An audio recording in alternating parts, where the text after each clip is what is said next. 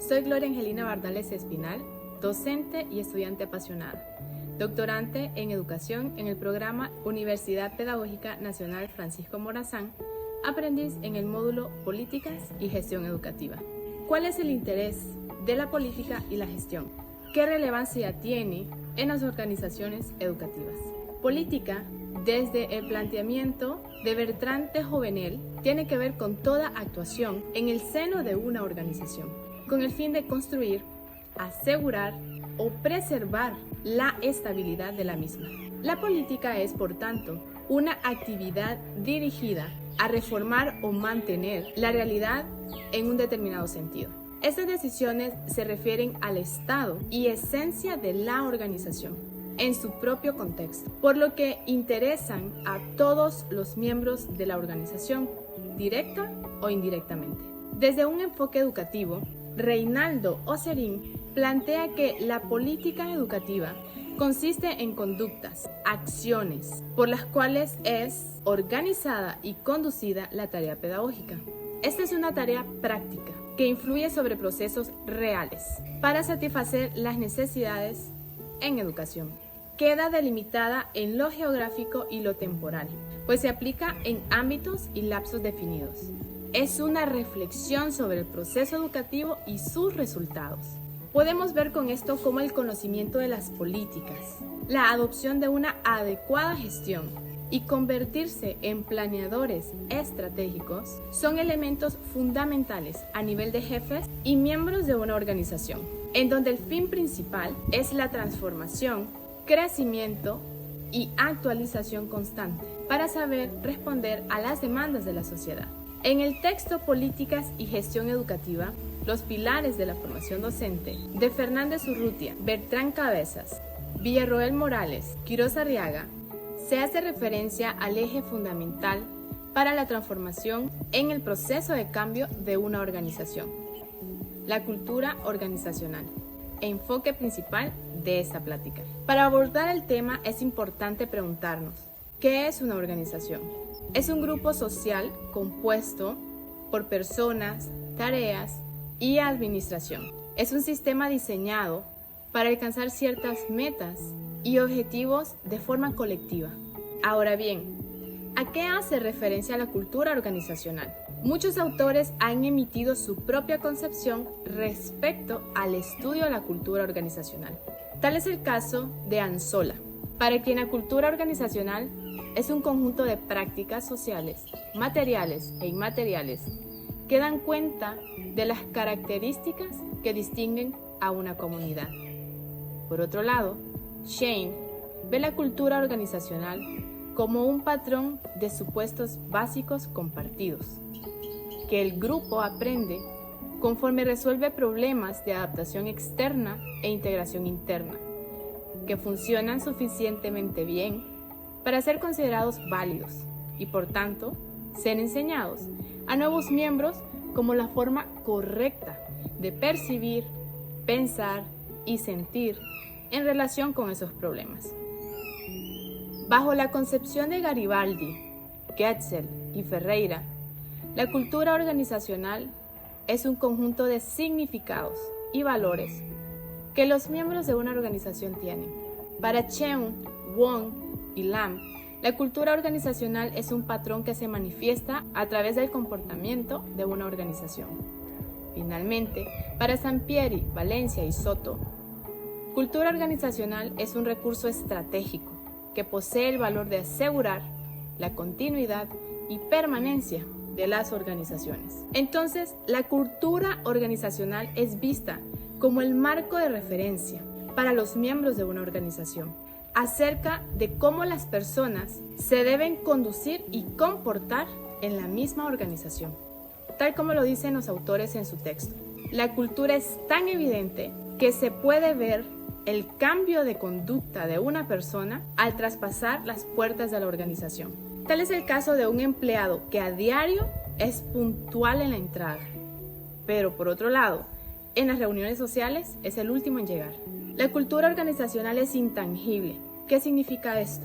Pues bien lo expresa Montoya, que las creencias, valores, normas, marcos de referencia no son palpables, solo se logra evidenciar su influencia dentro de la organización a través de los miembros de la misma. Es así que la cultura influye en el comportamiento de los integrantes de la organización. Pero, ¿dónde se origina la cultura de una organización?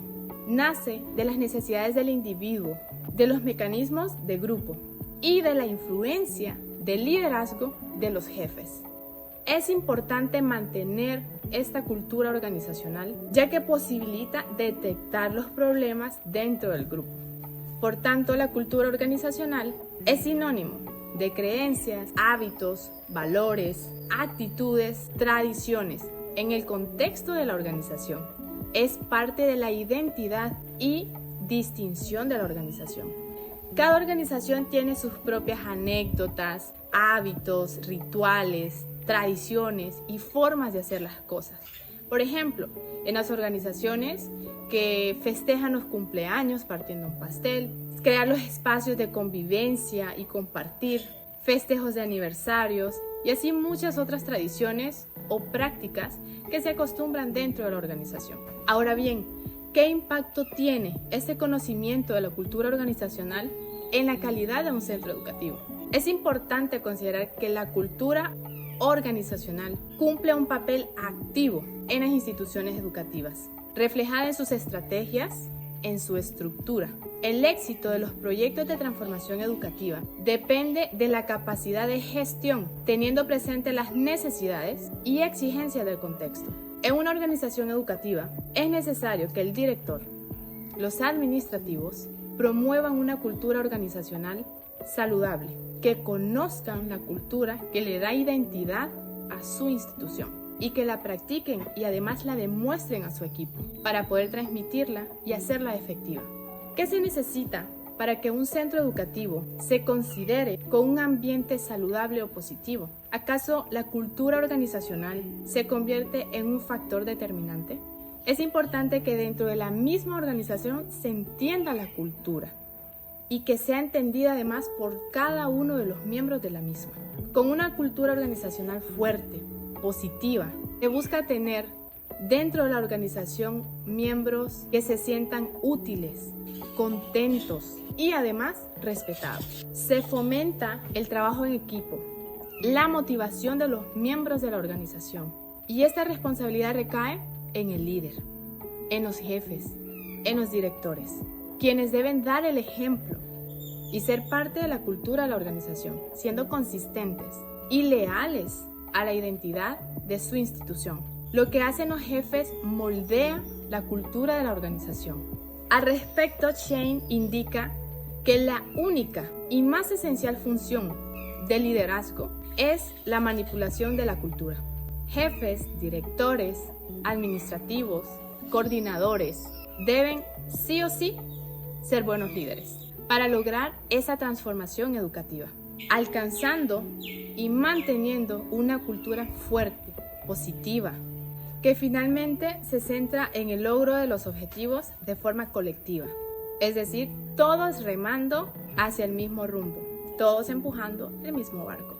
Esta gestión de la cultura saludable, de la cultura positiva, busca que cada uno de los miembros de la organización colaboren más, para que sean más productivos, para que promuevan el cambio, la motivación, la innovación, la transformación de la organización. Cada uno de los miembros debe encontrar un significado en lo que hacen, buscando la autorrealización para alcanzar su potencial más alto, de forma individual, y que indirectamente con ello se logran objetivos colectivos. Hay un refrán que dice: como me trates, me comporto. Este punto es crucial en la cultura organizacional. Como el director trata a sus docentes, así ellos responden a las directrices e instrucciones del director. Así se nota la colaboración de los docentes. En el salón de clases, como el docente trata a sus estudiantes, de esa manera se refleja el comportamiento de los estudiantes. Y al final, de esta manera se reflejan los resultados del proceso de una buena gestión y manejo de políticas dentro de un centro educativo. Cierro preguntándote, como director, como jefe, ¿tienes claro cuál es la cultura organizacional de tu organización, de tu centro educativo.